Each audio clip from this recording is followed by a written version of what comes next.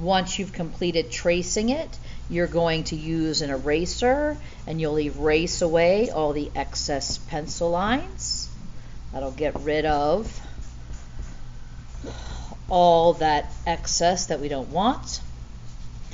And then you will go back in with your pencil and start putting in your complex patterns.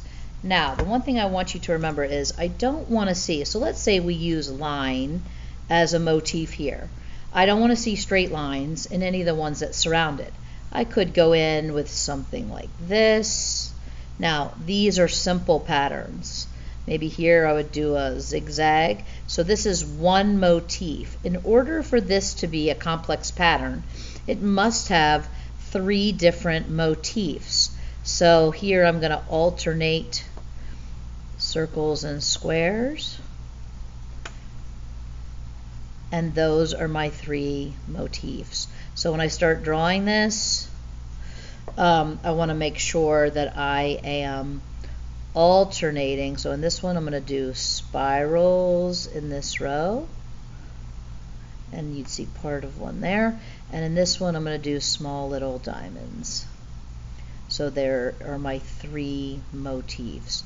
You can also use the Zentangle books. They have pretty interesting patterns in those. Like in here I'm going to do 3 little lines and a heart. 3 little lines and a heart. So I'm going to alternate it, 3 little lines, heart, 3 little lines. So you need to make sure that you're doing 3 different motifs in each one.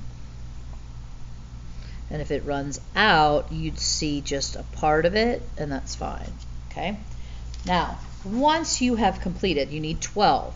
Now, I have a lot more than 12 here. So I have 1, 2, 3, 4, 5, 6, 7, 8, 9, 10, 11, 12, 13. I have 14 just in the shell, which is more than enough. So if I did my complex patterns all in here, I can't leave these blank.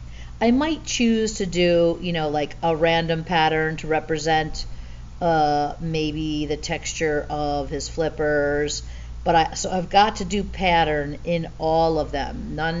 But I could do this pattern in all of these pieces because I already will have 12 that are complex in here. Okay, so once you complete in pencil laying out your patterns, you then will go back and use ultrafine Sharpie. So the ultrafines are the ones that have the small felt tips, and you will trace over your designs.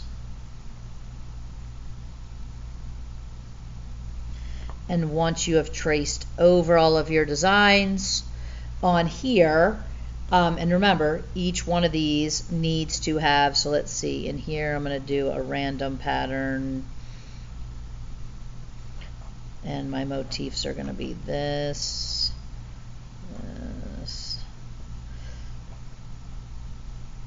and I'm going to do my initial.